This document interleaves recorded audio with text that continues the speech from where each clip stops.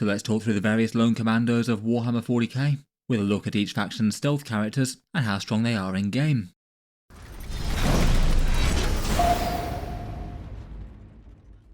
Hello and welcome back to Auspex Tactics, where today we're talking Space Marine Agents, Insidious Chaos Operatives, and some Stealth Xenos characters, with a look at the Lone Operative class and each faction's example of it in Warhammer 40k. Lone Operatives were in addition to Warhammer 40k 10th edition. Previously we had lots of characters that were fielded just beside their units, though in 10th edition they decided to put those characters back into fully fledged part of the squads again, which felt like a good thing overall to me. But for the characters that go alone and don't necessarily have a squad with them, they got a slightly tweaked version of the rule that came before, basically not being able to be shot outside of 12 inches, so guaranteed invulnerable to most enemy things unless they could get very close. After the Codex rollout for 10th edition 40k, the majority of armies have access to lone operatives now, though not every single one. And for this one I'm going to focus on any datasheet in a Codex that has lone operative as its core ability, rather than getting it by proximity to other units nearby, like say a Tech Marine, which is more of a support unit in my mind. And for the most part I'm not really going to focus too much on things like enhancements or stratagems that mimic it, besides a mention or two in passing. In any case though, for these Insidious 40k agents, let's talk about what they are, what they do right now, and how strong I'd rate them in game for their respective armies. If you were looking to pick up some sneaky lone commandos or any other things for Warhammer 40k, bear in mind that you can do so a bit cheaper than Games Workshop through the channel's affiliate discount links in the video description. There's a bunch of stores around the world that can save money versus Games Workshop, and if you happen to use these links in particular, any sales help to support Auspex Tactics a bit and all the videos I create. A big thank you to anyone using them. Let's get into the agents though, and we'll start out with the Space Marines, where in the core codex we have 2 for the Raven Guard, 1 generic choice, and 1 extra one that I feel like probably should be counted. The Raven Guard are having a bit of a moment right now. They've got Kayvan Shrike and Ethon Shan, and Ethon Shan might be one of the very strongest lone operatives in the entire game. Lone operatives in 40k always have good value of themselves for utility purposes. There's just great value to an overall mission in having a model that your opponent literally can't interact with outside of 12 inches, so they're often fielded sort of just behind the lines, screening out areas of the board to deep strike, maybe doing things like secondary missions, or being ready to counter-attack the enemy if they've got some good damage. It means that literally every lone operative in the game has at least some value, and even for models that might literally do nothing else besides be a lone operative, they might be tempting an army list just literally for utility value. Ethon Shan, the Shadowy new Chapter Master of the Raven Guard, brings a crazy amount of extra stuff though. Firstly, he's super fast moving with 14 inches, again absolutely excellent for a utility unit that can get where it needs to be to do secondary objectives or get first strike on the enemy. For 85 points and being a fast lone operative, his damage is downright scary. 7 attacks with twin linked and sustained hits 2 at strength 5 and damage 2 should fairly easily blend the vast majority of small squads that can punch up a little bit due to twin links. He could use 1 command point for precision. He can help out with charge reliability, granting a reroll charge somewhere on the board. And if he needs to, he could either use rapid ingress or heroic intervention for 0 CP, though given that you probably want to run him in the Shadow Mark Talon, which is a very scary Space Marine detachment, he's probably going to be on the board and allowing you to use the return to reserve stratagem for free each turn. That in itself is absolutely enormous value, maybe moving your Centurions and Inceptors around. Overall, I must admit I was very surprised when he came out with a points cost of 85 points. I rate him as probably the single strongest lone operative in the game right now for the points cost. I've given him the full 10 out of 10 here. He's absolutely not alone for the Raven Guard though, as we also have Kayvan Shrike. He's also an auto-include in just about every Raven Guard list. 100 points for a model that can either be fielded as a lone operative or lead a squad, and then if you lead the squad, you also basically make them lone operatives as well and unable to be targeted outside of 12 inches. Generally he gets fielded alongside a 10-man Vanguard veteran squad, so it means that you have a really fast unit that you can't shoot from a long way away, so they're near guarantees to get first strike on the enemy. He makes Jump Intercessors OC2, which is genuinely a helpful buff given that they're solid already, and has a return to reserves rule that could be handy enough if his squad is out of position, and that's going to be more useful than moving and charging. Again, absolutely excellent value. I've given him a 9 out of 10. Again, a seriously strong lone operative for the Shadow Captain of the Raven Guard, though maybe not quite as truly ridiculous value as his Chapter Master. Next up we've got the Space Marine Combi Lieutenant, who makes his way into the vast majority of Space Marine competitive lists out there. 70 points that's hard to go wrong with for a seriously annoying character that's hard to catch up with. I did talk about him in a full video earlier in the week. He's an interesting model, having so much utility but not really dealing damage quite so much. His combat blades can kill a few lighter infantry, though probably not too much more than that. His real power lies in just being super hard to kill. He's a cheapish infiltrator unit, so you could set him up a little bit forward if you wanted to, ideally somewhere near a line of sight blocking ruin so he can fade behind it when he's threatened. He's got a full 6 inches reactive move, so when the enemy gets close, he can move 6 inches away and hopefully get out of lone operative range, backpedal from charges or hide. Even if you can damage him, he's slightly weirdly tanky, he has stealth and a 5+ feel no pain. Some detachments have some nice durability buffs for him, or can revive on death like the Blood Angels Liberator Assault Group, or give him the command point or a debuff from the Raven Guard Shadowmark Talon. Finally, on top of that, while he's on the board, all your units can reroll 1s to wound against 1 nominated objective, so a nice passive buff, hopefully to hit something in the midfield kind of hard. It's not a 6-inch aura, as I said in the previous video, I somehow managed to be reading off a pre-Codex datasheet for him back then. Overall though, he's immensely good lone operative, just doing all the utility and screening things and being able to complete secondaries while potentially still staying alive. I've given him a 9 out of 10 here, and he's in the vast majority of Space Marine competitive lists as a seriously useful utility unit. Otherwise, for the Space Marines, they've got a few that are dependent on other units nearby. As mentioned, I'm not going to be focusing on things like Tech Marines or Guilliman in this one in particular. A few characters can go solo well enough. A lone Gravis Captain often gets some use with the Artificer armor in Gladius Task Force. He gets really tanky, and some quite like to run lone Phobos Lieutenants to deep strike. While he's not technically a lone operative himself, the Phobos Librarian probably deserves a bigger shout out though. He essentially does get the lone operative can't shoot me at greater than 12 inches range, but only when he's attached to a Phobos unit, so kind of like Shrike but for the Phobos squads. The way that usually gets used tends to be with infiltrators, as it means that you then have a unit that the enemy can't deep strike within 12 inches of, and they also can't shoot unless they're within 12 inches of, so it means that they're just a fairly godly backfield objective holder squad, zoning out your deployment zone seriously effectively, and he even has a little bit of damage threat as well that might help them repel some lighter skirmishers that have deep struck nearby, but not within 12 of course. Overall he feels like a solid enough utility choice, though maybe a bit of a luxury one. If we gave him the same sort of out of 10 rating, I might give him around about a 7 or 7.5. Before we move on to the other Imperial factions and beyond, I'll just give a quick shout out to today's video sponsor in Futureproof Modular Terrain, one option to get a battlefield worth of Warhammer 40k terrain on the go, and quite an interesting and different offering, as they basically have their USP with the idea that you can rebuild and reconfigure your different sets of ruins, so make them out of modular pieces which can go together without being glued in place. And also for another interesting different take, they've also got pre-painted terrain as well. You can have it arrive painted to order in a bunch of different colour schemes. Here's a few of my minis with the sample terrain bits that they sent me. Probably my favourite out of these two were the World War World one and the Shrine World one. I feel like both of those look quite effective and pretty striking with some bold colour schemes. They do have a pretty huge amount of other options though, depending on what sort of style battlefield you might be going for. The main offering for these, they're full table sets. They go for around about $240 or $300 painted, at least with a discount code they gave me linked down in the video description. In any case, check out their web store if you want to take a look over their stuff. That's linked below. A big thank you to them for sponsoring this one, and I'll cycle back to them briefly at the end of the video if you want to take a closer look through their offerings.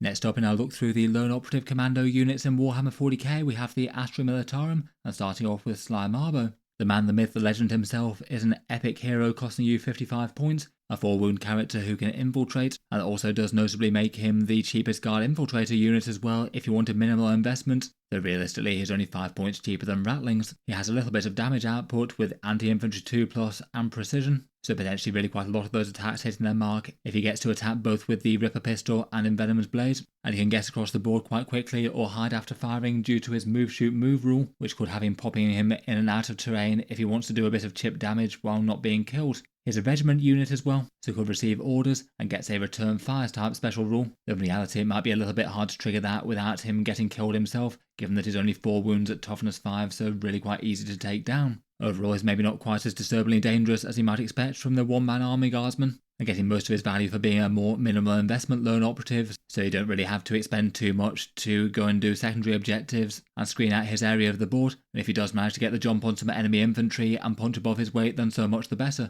I've given him a 7 out of 10 here.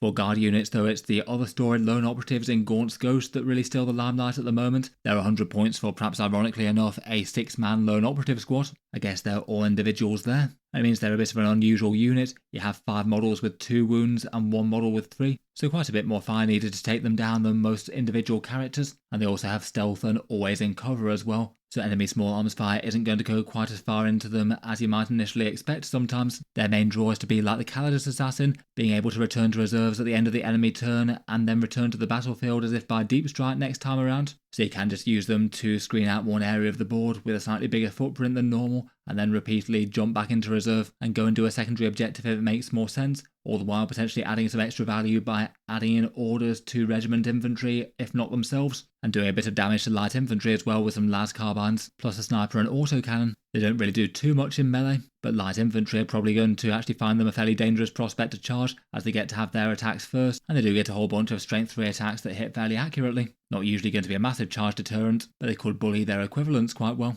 I'm not sure why these guys dropped down to 100 points, they were already pretty great utility before, doing a lot of the things that a Calidus Assassin does, with a solid amount more defense and more utility that they can add to an army. Maybe the biggest downsides being bigger bases that you might not be able to deep strike in one area, and not having the command point debuff aura. They're still a really great unit though, I've given them a 9.5 out of 10.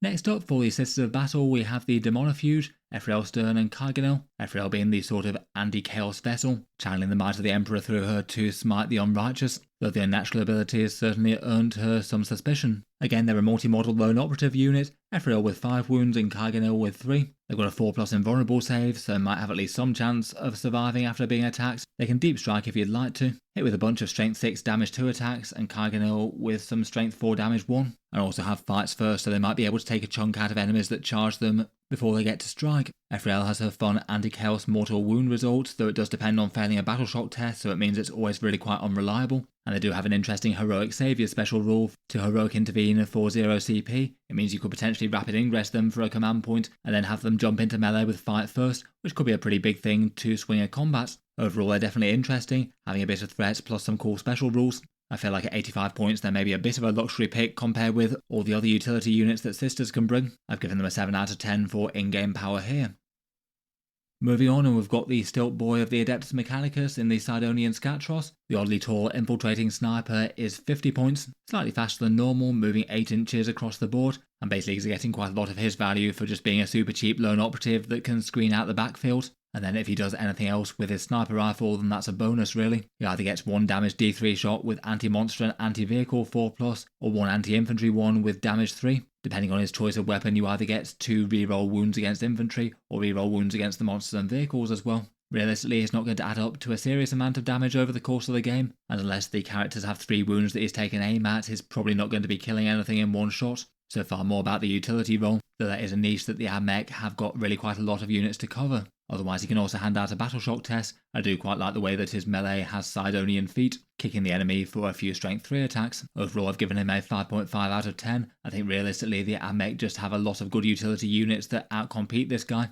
Though even given that, he's really not useless. He's one of the cheapest lone operatives around, and he can still do the utility role of plenty of them, and does move quite fast around the backfield to do some secondary objectives. For the Adeptus Custodes, they don't really have a lone operative outside of their allied assassins. They are at least fairly popular to add into Custodes lists, particularly the Calidus Assassin jumping around the board doing secondaries, filling a role they don't really have something for innately. Probably worth a shout out as well is the Presidius enhancement for the Lions of the Emperor. That's 25 points to give one of your characters lone operative, so you could have a Blade Champion, a Biker, or a Shield Captain be a lone operative, though it does mean that you do have a rather expensive one there, and any of the buffs that they have won't be able to be used on any sort of lead unit which they might usually want to do. It is quite a fun option and definitely not terrible to have lone operative on such a big scary character. It does seem to be rarely taken in Lions of the Emperor though, given there's lots of choices for good HQs in that detachment. Other good enhancements, and Trajan Valoris is more viable than usual too. Otherwise could mention Inquisitor Draxus as well. She can grant they can't be shot at 18-inch range to her units. Not really quite lone operative, but definitely a strong competitive combo. Talking of the agents though, let's get on to the Imperial Assassins, and these ones can be added into the other Imperial armies, often with a higher points cost though.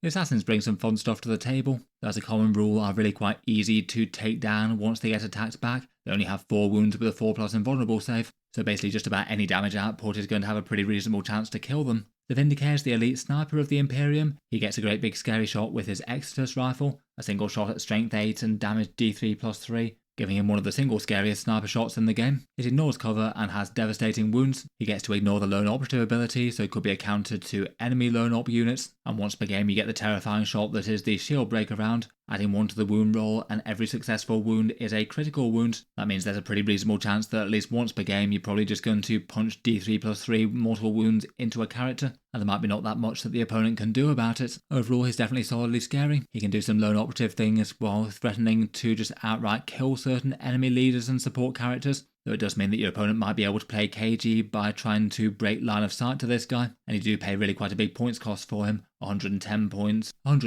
in Agent or 125 elsewhere. Really quite a significant difference, so as rate him far more efficient for the Agents compared with the wider Imperium. Overall, I've given him a 7 out of 10, a bit of a halfway house there. I'd probably realistically rate him better than that within Imperial Agents and worse than that for elsewhere. He does definitely have some good value, though realistically I think for most armies having the Custodes bouncing around the board doing utility things just adds more.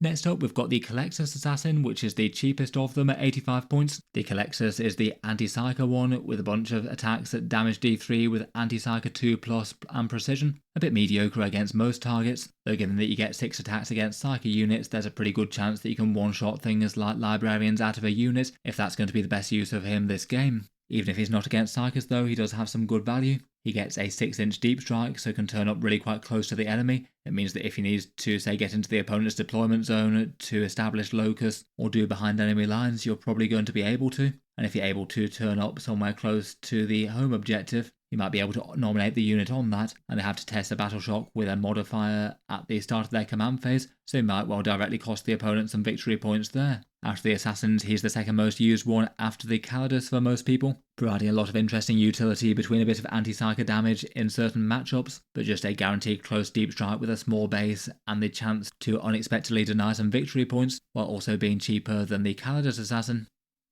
Next up, we've got the Eversaw, which is either 110 points for the Agents or 120 points elsewhere. He's the stim-fueled killer that can charge a massive distance once per game. He can go 15 inches and then charge into melee with 9 attacks at strength 5, AP 2 and damage 2 with sustained hits 3 and anti-infantry 3+, so a pretty good chance just to blend a standard size Space Marine squad there. He can also scout 9 inches, so could be jumping straight into the enemy lines and hitting things turn 1. He's even got his friends on for advanced shoot and charge, so between that and lone operative it's basically guaranteed that he's going to get the jump on the enemy rather than the other way around. He definitely could be annoying and set off the opponent on the back foot. Perhaps the biggest problem with him though is that there's a good chance that he charges into something, does a fair bit of damage and maybe kills something like 80 points of models or something like that, and then the opponent just steps up with something else next turn and brings him down relatively easily, and then you're effectively down 110 or 120 points yourself. He's definitely got interesting rules, but maybe feels like he's just paying a bit much for his damage profile if the main thing is to throw him into melee. I've given him a 6 out of 10 here between his utility and eventual damage threat.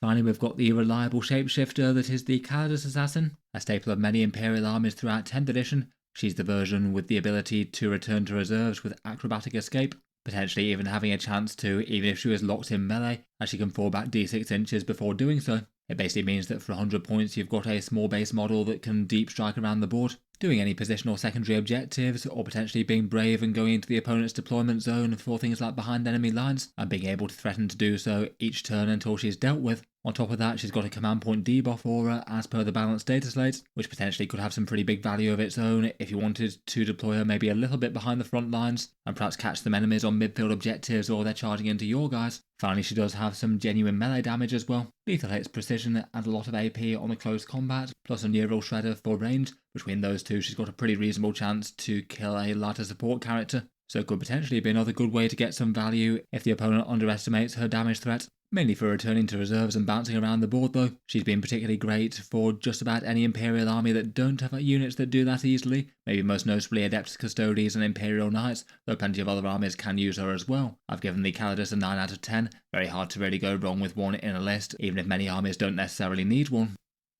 For the Divergent chapter Space Marines, for the Black Templars, we've got the Emperor's Champion, 90 points of pure Imperial fightiness, and interestingly in the recent Codex, both getting the ability to be a leader or a lone operative, so you can go solo. There's still plenty of people choose to attach him to Assault Intercessors to give him some rerolls and extra fight in the midboard. Either way though, he's got a pretty massively impressive stat line, a movement of 8 and then 5 wounds at toughness 4 with a 2+ save and a 4+ invulnerable save. His special rule now allows you to blanket damage both in the shooting phase and in the fight phase, which can make him weirdly tanky against individual big hits. As you'd expect, his close combat skills are pretty brutal though. 6 attacks hitting on a 2+ at strength 8, AP 3 and damage 3 with precision and anti-character 5+. Once per game he can get +2 to charge against character keyword units and devastating wounds as well, so a good chance for a bunch of those hits to go straight through melee. And if he does happen to have to punch up against tough stuff like monsters and vehicles, the Templar Vows rule will mean that he'll get +1 to wound against anything that's toughness 9 or higher. Overall pretty scary stuff, and you could give him things like the Honor Vehement if you're taking Gladius Task Force for yet more fightiness, and if he did choose to pass up Lone Operative, then he can go alongside Assault Intercessors and get their rerolls to wound against things on objectives. Overall I have given him a 9 out of 10, I probably would rate him a little bit higher with the Assault Intercessors versus without, but still is perfectly acceptable as a Lone Operative in his own right, do the utility things that Lone Operatives can do, and then just have an absolutely massive amount of fight if the enemy gets too close to him or underestimates him. Next up, for the Blood Angels, we've got the Sanguinor, the Mysterious Avenging Angel. He costs 140 points to field in-game, and for that you get a 7 wounds toughness 4 character with a 2+ save and a 4+ invulnerable. He can move really fast at 12 inches with fly and his jump pack. His melee is fairly punchy, though maybe not crazy damage output given the points investment. He gets 8 attacks at strength 6, AP 3 and damage 2. He does get devastating wounds though, and in Blood Angels you might be hitting at strength 8 with 9 attacks if you're on the charge in Liberator Assault group. Certain units are going to find that a really problematic profile to charge though, given that he has fights first, so he might be able to cut through a bunch of elite infantry before they get to hit him. He could be used just to start on the board and do some utility things before jumping into the fray against something he can handle, though if you're playing against a melee army with targets that are quite good for that profile to go into, you can use his Miraculous Saviour. That means that if the opponent charges one of your units, he can just turn up into that combat, place maybe at a really awkward angle where maybe 1 or 2 models can hit him but nobody else. And given that he has fights first, he might be able to cut his way through that enemy unit before they get to attack anything, perhaps giving you an enormous double swing, saving one of your squads and ending one of the opponents into the process. Overall, he's really quite a scary model, present in lots of Blood Angels lists. I've given him an 8.5 out of 10 here. Genuinely really powerful to have in the army, but at the same time he does cost really quite a lot of points as well. Perhaps in a fairly similar place is Chief Librarian Mephiston. He's cheaper at 120 points, and more or less does a pretty similar set of things, but with slightly slower movement, no heroic intervention things, but is a bit tougher. He's toughness 5 and 6 wounds with a 4+ feel no pain, so tougher than the Sanguinor to take down, has a different damage profile with D3 damage and lethal hits, and he gets fights first as well. A bit more shooting with a plasma pistol and Fury of the Ancients to chip in, the ability to advance and charge if he doesn't want to shoot those, and the potential ability to trap enemies in melee, which most of the time is going to be unreliable but occasionally could be big. Overall I feel like Games Workshop have balanced him and the Sanguinor rather well. The Sanguinor has definite advantages with that big movement and huge power move to jump into melee. The Mephiston gets some added value for shooting, is cheaper and is fairly significantly tougher. I've also given him an 8.5 out of 10. For the other Divergent chapters, they're generally just going to be fielding things like the Combi Weapon Lieutenant or Phobos Librarian maybe. The Space Wolves don't have any lone operatives on their own. If you did want a lone character going it solo, Logan Grimnar can do okay though. Sort of medium cost when he's on his own at 110 points. Still very fighty of course, and can get his command point debuff into the mid-board right from the get-go if he wanted to. For the Dark Angels, I guess you could mention Lionel Johnson himself, given he can get the lone operative rule if he's near to other units, though in general I wasn't going to focus too much on that. He maybe feels like he's a bit more likely to be going solo and taking the fight to the enemy by himself though, particularly with his forest walking and his ability to fight first. Then the Death Watch don't exactly have a big roster, they don't have any lone operatives in their index, though again for characters running solo you could mention Artemis. He's got one of those revive on death rules that can be pretty interesting for a character, basically meaning that you're near guaranteed not to kill him in any one phase, so you absolutely know that you could take say 1 round of combat or 1 round of shooting and still be in position to do some skirmishing or objectives of one sort or another. Finally for the Imperium, and maybe crossing into Chaos a bit, both the Imperial and Chaos Knights obviously don't really have any lone operatives within their unit. I guess their big super heavy knight suits are all big stompy characters, fighting as their own massive unit in their own way. Out of the two, the Imperial Knights are more likely to be fielding some lone operatives, maybe taking the Calidus for support, jumping around the table to score objectives. The Imperial Knights do get their 1 lone operative datasheet though, in Sir Hector. He's 415 points, so it's quite expensive, but he does include his Knight Canis Rex as a side benefit. Generally still considered to be one of the strongest Questoris versions, with its discounted stratagems and hitting on a 2+ with sustained hits against everything. When his knight's brought down though, Sir Hector gets out to take the real fight to the enemy. He's a 3 wound lone operative with a pistol shot at strength 5 and damage 2, and has the fun but annoying ability to basically deny the kill on Canis Rex until he's actually dealt with. So if your opponent had big guns never tire or something, they wouldn't actually score it until he's downed. If Canis Rex is brought down in close combat as well, it might mean that he survives 1 more turn to do nuisance things like secondary objectives or a bit of deep strike screening or something. When there's some big stompy knights to contend with and send your forces after, it might be too much investment for the opponent to send a pressure squad to go and hunt him down. Overall for the combined offering, I'd give Canis Rex maybe an 8.5 out of 10. Not quite the 10 out of 10 auto-include he always was for the Imperial Knights, but still a scary datasheet and Sir Hector being a nice side benefit. Moving on to the force of the Dark Gods, and first up we have Cypher for 90 points. He's the mysterious fallen angel with the sword on the back that he never draws, instead fighting with paired pistols, one bolt pistol and one plasma pistol. For a lone operative unit, he's kind of got weirdly strong damage against infantry targets, 3 attacks with sustained hits hitting on a 2+ with a plasma pistol, always overcharged but never causing him hazardous, and a bunch of bolt pistol shots besides. He can advance and shoot them if it makes sense to, and then in a pretty fun way he can also get the same thing in melee as well. So if he does get to activate between range and melee, he's going to average 18 hits on the enemy, 6 at strength 8 damage 2, and 12 at strength 4 damage 1. Never mind anything that detachments or dark pacts might give him. Between that, he is perhaps a weirdly fighty lone operative already, fairly easily capable of handling something like a 5-man squad of Space Marines or a 10-man squad of Guard equivalents, and then comes with some very nice rules on top of that. Another one of those command point debuff auras, again solid value and often disruptive to have in the midboard to shut down some powerful enemy options, and there's also the chance that he might be able to do a little bit of damage on the strike back as well, if the opponent shoots him or a friendly unit nearby, and he isn't killed by that. Once per turn he can return fire, and that might be able to account for a few more enemy infantry in their own turn if they happen to swing at him and miss. Overall he's a pretty solidly scary datasheet and one that's hard to deal with. He makes his way into the majority of competitive Chaos Space Marine lists. I've given him a 9 out of 10 here.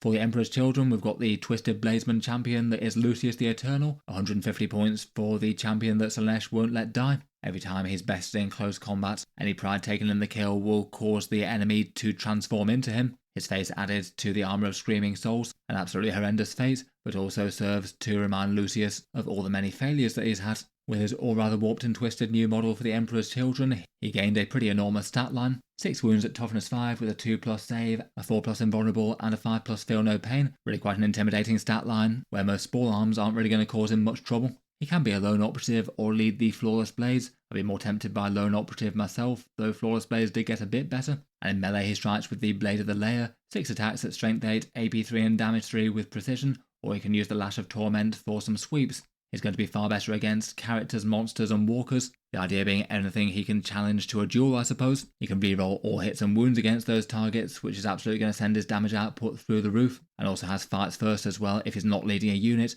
and with that general purpose damage profile that's usually going to account for at least some damage on the target. Overall he's a good combination of pretty fast moving with thrill seekers, hard to kill even if he can get close to him, and plenty of damage output. 150 points seems like a solidly good points cost for him. I've given him an 8.5 out of 10. He could be used to be the Warlord in the coterie of the Conceited as well if he wanted to keep it safe in the early game. Otherwise, for the other Deity Chaos Legions, they're not really so well represented. For stealthy commando types, not really getting dedicated lone operatives of their own. I guess really stealthy commando things aren't really quite so much what any of these guys are known for, but it's perhaps a little surprising that the Death Guard, despite having a pretty stacked character roster, don't seem to have one that's more of a lone operative commando. The nearest they have, I suppose, will be the Lord of Poxes turning off shooting at greater than 18 inches against the Plague Marines, which the Thousand Sons could also get for their Exalted Sorcerer on disc. Maybe not quite so common things in the same sort of style. The Lord of Poxes is pretty niche when in competition with all the other good characters that could lead Plague Marines. The Exalted Sorcerer, I guess, is interesting enough, but perhaps some fairly fierce competition for his role, given that there's some nasty damage dealer sorcerers with the Standard one and the Infernal Master. Or these guys can get some conditional ones like the Demon Princes near infantry. Both the Death Guard and World Eaters ones are pretty common competitive staples. They're more sort of big central leader monsters, as opposed to independently operating sneaky boys. For the Will of the Dark Gods main manifest though, the Chaos Demons have got a few representatives. Slaanesh has the Mask, a fairly fast moving infantry model with 4 wounds, leading nearby models in the Dance of Death. His own attacks and models within 6 inches can't add 1 to their wound rolls unless you choose to go defensive. Say if the enemy was going to wind up fighting first, then you can -1 to the wound roll instead. The damage buff itself isn't a particularly bad one, though maybe a bit clunky to coordinate as it has to get close, and at 95 points for a fairly low damage unit that's really quite easy to kill. Just doesn't really get there for the vast majority of Chaos Demons lists. I've given the Mask a 5 out of 10. Tzeentch, on the other hand, has 2 lone operatives. The Changeling is 90 points, and that gets you a 5 wound character with toughness 3 and stealth. As they're demons, they all deep strike, so could do some utility things that way. And when the Changeling comes down, he's got a few attacks at strength 6, AP 1 and damage D3 with Infernal Flames. At least a fairly punchy torrent there that could account for a few elite infantry. Interestingly enough, he's got a couple of ways that could seriously hamper the opponent's damage.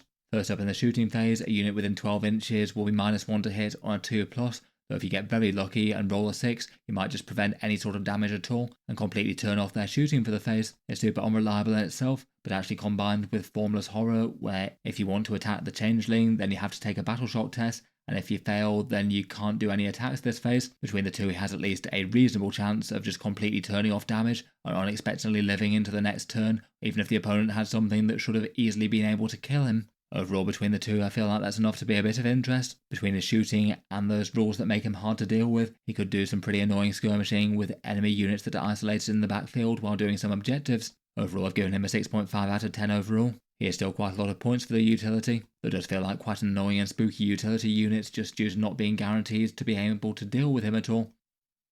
Finally, Tzeentch also has the Blue Scribes, a little tougher than the Changeling with 6 wounds at toughness 4 and a 4+ invulnerable save, and they can move 12 inches around the board. Basically pretty much all they bring as they fly around creation cataloguing all the spells out there is the chance to fire off your mortal wound or 2. So if you're including them in the army, it's basically because they're a lone operative and you want the model that can move around and near enough nothing else. Between that, I feel like if you wanted a lone operative for Tzeentch, then it'd be the Changeling most likely. At least he's got a bit of damage, and those other special rules, I've given these guys a 4.5 out of 10. That's the main ones for the Demons, though I feel like Be'lakor himself might deserve an honourable mention. Along with the actual units that get it, he feels like he's one of the closest things to being sort of a heavy monster style lone operative, breathing himself in shadows and stopping the enemy from shooting him outside of 18 inches, and also giving the same rule to all the other things nearby. Seriously spooky for gunline armies there.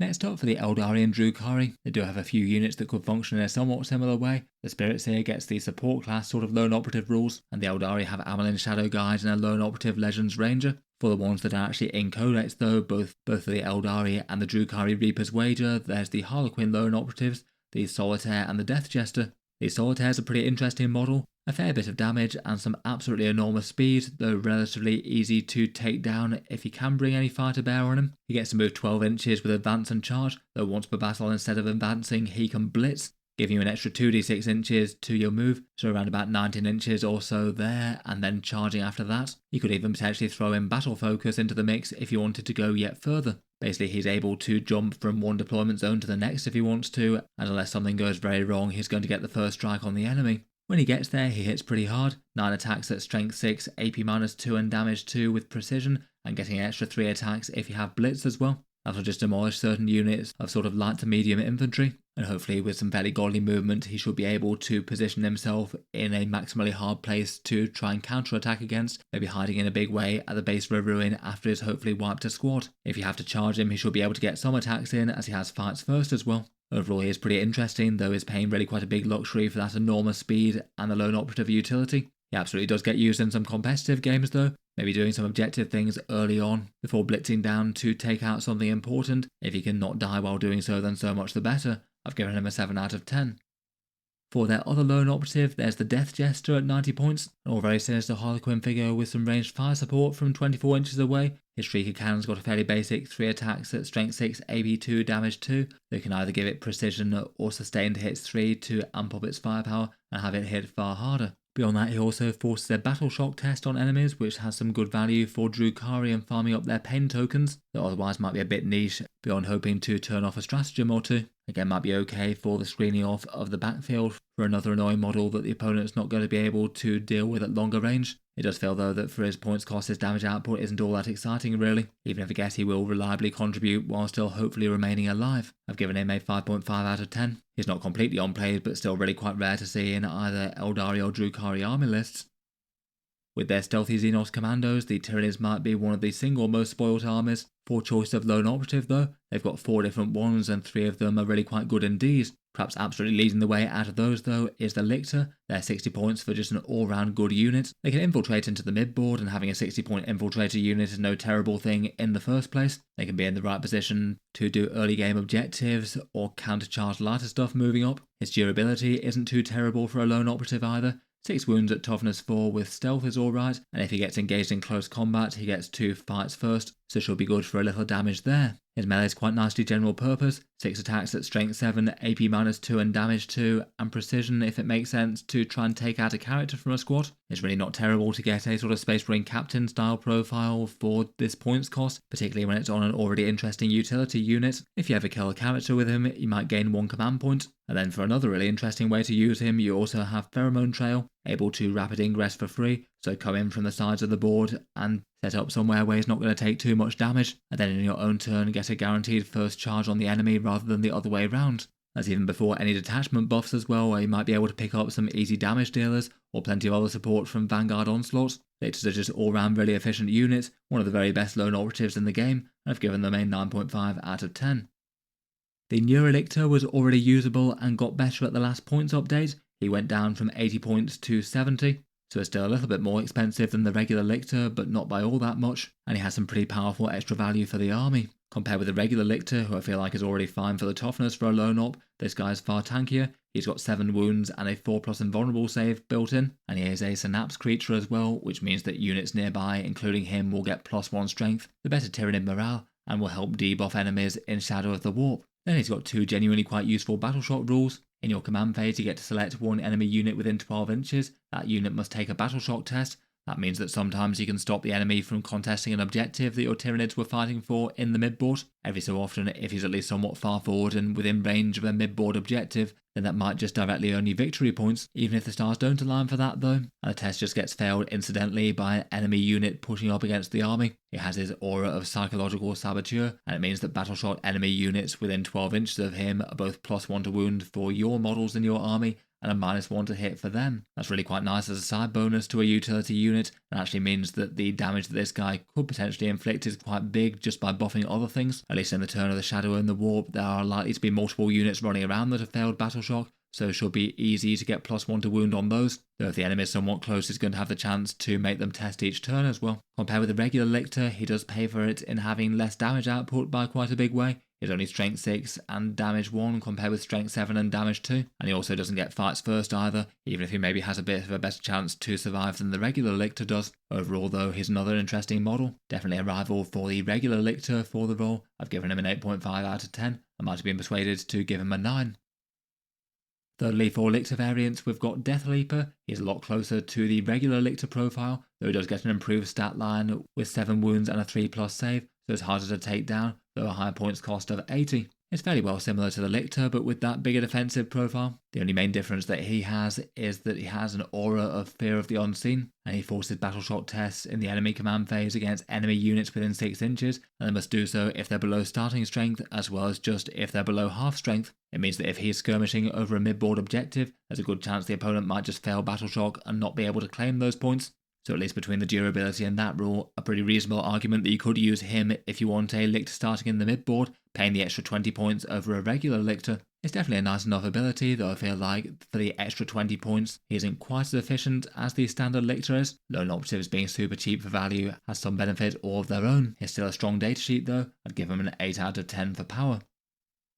Finally for the Tyranids, we've got the Winged Parasite of Mortrex. I feel like he might get a bit more of a look in if the other lone operatives for the Tyranids weren't quite so good, though given the competition he is rather overshadowed. The Parasite moves faster than the Lictors with fly and a 12-inch move. He can deep strike if you'd like him to do some secondary objectives perhaps. His damage output is fairly low yield though, a bunch of strength 5 and damage 1 attacks, and then one punchy attack with the Barbed Ovipositor with anti-infantry 3+ AP 2 and damage 3. If you do happen to be able to slay an infantry model with that, then you get to generate D3 new Ripper Swarms and a new unit somewhere nearby. That's really quite a cool value to generate models for an 80-point unit, but just never really all that guaranteed to happen even against a fairly ideal target. You need to hit and roll a 3+, so you're already around about 50% there. Never mind if the opponent's got a saving throw or command re-rolls it. It feels like there might be times when there's trade-offs where you could throw him into a unit that could probably generate that, but that might be a bad position and then he just gets killed next turn. If he can manage to incidentally trigger it on a lighter unit on the outskirts though, there's probably easily enough chances done enough to justify his points cost. I feel like he does have quite a lot of value just from literally being a fast-moving, flying lone operative that can run around doing secondaries,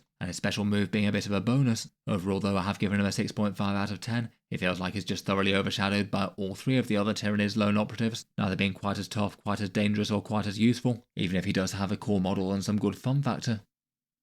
For the Genestealer Cults, perhaps appropriately enough, for the Guerrilla Warfare faction for Warhammer 40k, they've got an abundance of lone operatives, the Sanctus Kellamorph and Reductus Saboteur. The Sanctus is the Genestealer Cult Assassin, a cheap 50.3 wound support character with Infiltrator and Stealth. He has the choice of either a Colt Sniper Rifle with a single shot at strength 7 and damage 3, wounding psychers on a 2+, or the Sanctus Biodagger with a bunch of attacks with anti-infantry 3+ and damage 2.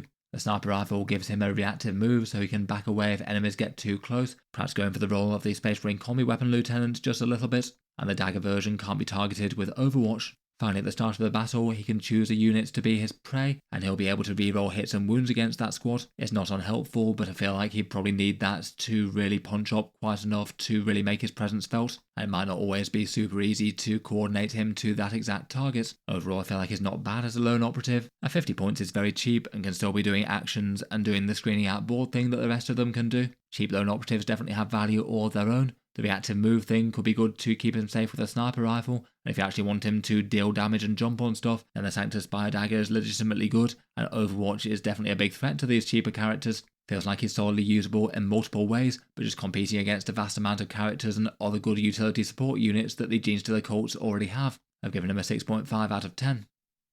Then we've got the Kellamorph, the Genestealer Cults gunslinging hero. A similar kind of stat line with 3 wounds and a 5+ invulnerable save. The Kellamorph can appear on the battlefield via deep strike like the rest of the Genestealer Cult history and hit the enemy with a bunch of Liberator auto-stub shots after a strength 6, AP -2 and damage 1 with devastating wounds. After his shot, an infantry unit has to take a battle shock test, and he also gets a fun sort of shoot and reactive move style rule. If the enemy ends a move within 9 inches, then he gets to shoot them and then move d6 inches, hopefully keeping him safe from damage. Hopefully with 12 attacks between his first set of them and then maybe a second set in the enemy turn, that could be enough to account for a lighter infantry squad. Anything with 1 wounds like say Aeldari Aspect Warriors or Ork Boys is going to take some pretty solid damage from him. I think his main weakness is that damage 1 though. It just means that his damage output's always going to be pretty underwhelming against Space Marines or anything tougher, and probably isn't going to account for enough casualties to make his points cost really worth it if he is trying to be kind of close to the enemy. It's just maybe not all that helpful with how fragile he is to kill, unless he gets lucky and is able to get away with a big move on that random d6 one, but it could always let you down. I've given him a 5 out of 10. He doesn't really feel quite as strong as either the Sanctus or the Saboteur.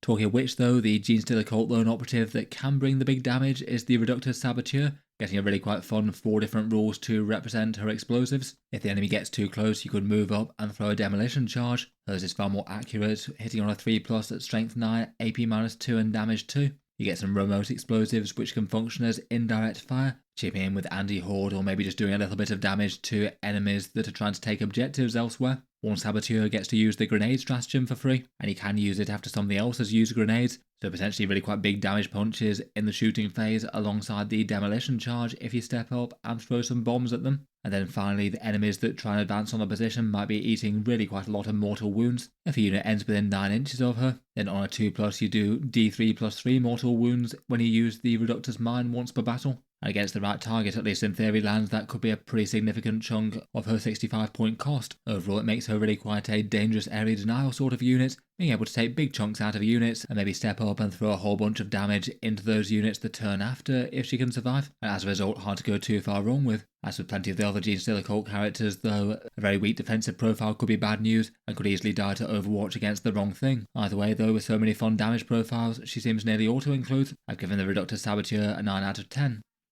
Next up, we've got the Orky Lone Commando that is Boss Necrons. The dreaded Red Skull Commando getting a points cut in the last balance update, so it's 75 points now. I think that's been really quite a big difference from making him into really quite an expensive luxury utility model to being far more usable for his battlefield role. Snickrot has got a fairly Warboss equivalent stat line. 6 wounds at toughness 5 with a 5+ invulnerable save, attacks with Mork's Teeth in melee, 6 attacks at AP -1 and damage 2 with twin linked, so at least fairly general purpose, though probably not going to be wiping out squads or dealing too much damage to tough stuff. He can infiltrate into the midboard, so it could be a fairly cheap infiltrate squad in himself, though he does have competition with his commandos being split into 2 units now. He can lead a unit of commandos and give them the benefit of cover, though I feel like given that you're going to want to field them in units of 5 now for the most part, he's probably just best off going solo and embracing his utility unit role as a lone operative, particularly given that he can sort of function as a sort of Orky Calidus assassin, just having a once per battle return to reserves and then popping up 9 inches of any of the enemies, potentially doing some secondary objectives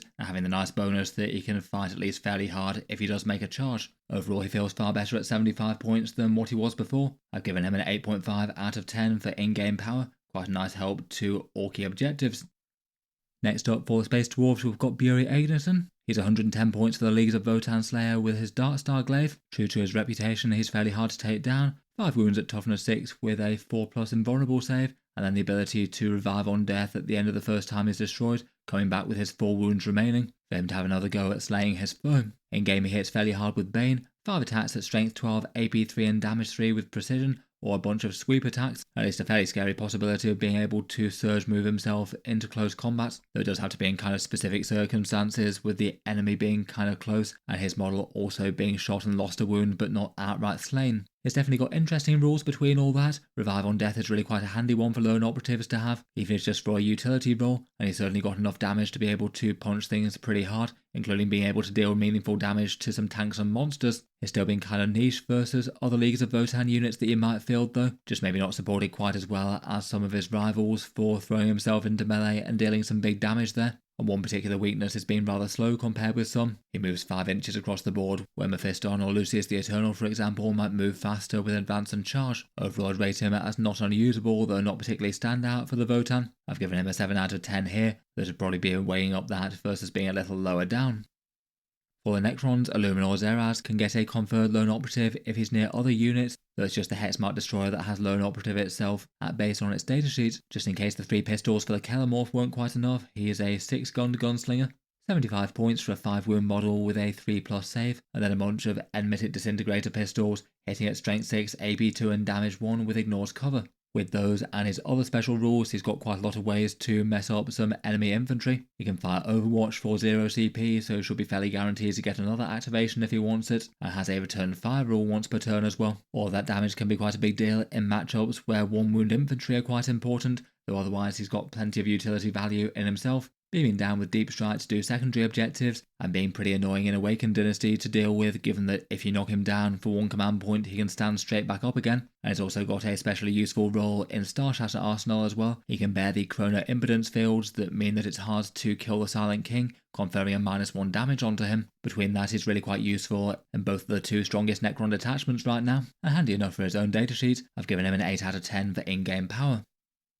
Then finally we've got the Tau Empire, who are also rather spoilt for choice for lone operatives. Commander Shadowturner and her fun prototype stealth battlesuit get it, moving quite fast at 10 inches and having 6 wounds at toughness 4 with a 5+ invulnerable save and stealth and -1 to wound built in, so at least taking a little bit of focus fire to bring down. Beyond that, for damage output, she's got a couple of fairly punchy high energy fusion blasters and then some small arms besides. Can't be locked in combat to use that damage as she can fall back and shoot, and then it has 2 really quite big central buffs that are pretty handy to have in the centre of a gun line. Rerolling hit rolls of 1 for anything within 6-inch range, and then regenerating command points on a 5+ for stratagems used on units within that range. Both of those are fairly good boosts, but not crazy. More good because they can just, no questions asked, affect quite a lot of units. The stratagem thing is just unreliable to do anything, and the reroll hit rolls overlaps with the stealth suits. Having her camping it in the centre of a gun line is a bit cross purposes with what lone operatives often want to do as well. Overall, I feel like she's a strong and interesting choice, though far from auto-include status for the Tau. I've given her a 7.5 out of 10 for in-game power. Then we've got the Firesight team. They're the sniper drones, and they're potentially the choice if you want a low-cost lone operative investment for the Tau, camping in the backfield and hopefully denying some deep strike, contributing a few sniper drone shots downrange, and potentially able to spot and mark targets for the greater good with a marker light built in. Their main advantage is being cheap and potentially also being a fairly safe character that you can have in the backfield that could bear certain enhancements. There are quite a few out there that can be handy enough to have on the board and kept safe. Overall, I've given them a 6 out of 10. They do genuinely see some tournament play and appear in some top lists, though in the Tau they definitely have some big competition for their battlefield role.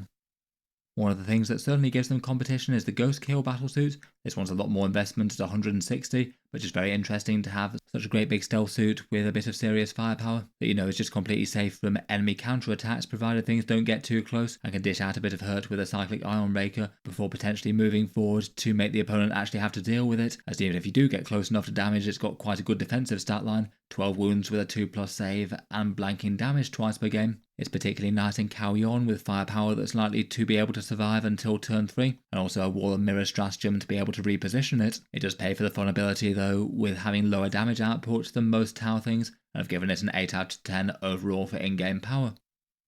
Finally for the Tau, we've got the Kroot Lone Operative in the Lone Spear. He's 80 points for an isolated nomad riding a chameleonic beast. 80 points gets you a toughness 5 6-wound character with a movement of 12, and the ability to move, shoot, move, which potentially means he could cover really quite a lot of ground in one turn if he needed to get somewhere for an objective. For his weapons, he either gets a sniper rifle or a punchier but far more close range blast javelin. The sniper rifle perhaps being better if you want to hand out debuffs from a longer range, as if you mark a target with that, then Kroot units can reroll the hit roll against them, and be one combination of various damage combos in the Kroot hunting pack or the auxiliary cadre. Beyond that, he's just got a tiny bit of melee. Isn't generally going to be a mainline threat in his own right, though the blast javelin can make him a bit better at that. Overall, I've given him a 7.5 out of 10. Realistically, just not going to get taken in other Tau lists all that much. I'd rate him lower there, but probably if anything a tiny bit higher than that in one of the Kroot-centric detachments. You could also take the Denied Deep Strike enhancement too if you wanted him to zone out a section of the board there.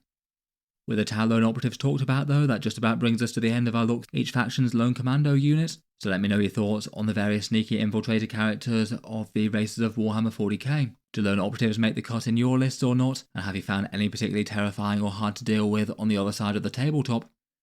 That's about it for this one, though before I go, I'll just cycle back to Futureproof Modular Terrain, the sponsor of the video, and might be of some interest to people looking to pick up some terrain for 40k. The pros and cons of this one, as mentioned earlier, I feel like it checks really quite a lot of boxes, fairly functional for playing Warhammer 40k. It's quite nice both to get plastic moulded detail terrain that's also pre-painted, not many providers offer that, and they do have that modular selling point in that you can take it down to pieces and rebuild it in a completely different configuration if you want to.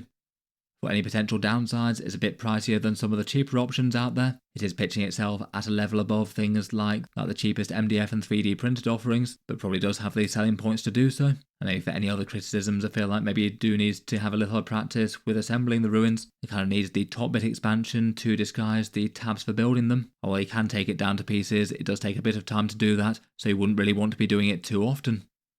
In any case, the general idea is that you get a whole bunch of ruin pieces that you can put together with the plastic tabs, and then they have a few different offerings for their terrain sets. Their most standard offering is the full table terrain set. Using the code that they gave me in the video description, I believe it's $240 or around $300 painted, depending on the exact one that you choose, perhaps around £240 or €290. That fairly comfortably gets you enough terrain for a full table set for Warhammer 40k. They do have a suggested way that you could build them up, though of course you can go fairly freestyle with this one. Beyond that, they've got the option for a half table set, so roughly half the price there. And then expansion sets for roofs and bases, which give a bit more flexibility with building different styles of buildings. You can get those separately or as part of a big lumped in super bundle style set. Then there's quite a lot of different ways they offer them to come pre-painted. There's a desert world one or a more civilized looking royal world. I quite enjoyed their World War world one, where they spray some of the bits to resemble sandbags a bit. I quite like the colours on their Lost World one. And then a few more with a moody Forgotten World or a rather trippy Cursed World. In any case, if you'd like to take a look over their stuff, there'll be links down in the video description. If you use the link below, it should auto-apply that code, but use it for 20% off if it doesn't. And in any case, a big thank you to them for sponsoring this one. I'll leave that there for now though. Feel free to subscribe to Auspex Tactics if you'd like to see more like this. I'll certainly keep the regular 40k videos coming, with new ones out just about every day. Finally, if you'd like to support the channel, Auspex Tactics does have a Patreon page as well. Channel patrons get a few advantages, seeing certain videos early from time to time, occasional votes to see what sort of things come next on the channel, an automatic entry into the regular prize giveaways, with a chance to win some big model kits each month. If any of that sounds good to you, or you'd just like to help support, the link's down in the video description. In any case, a massive thank you for listening, and I'll hope to see you guys next time.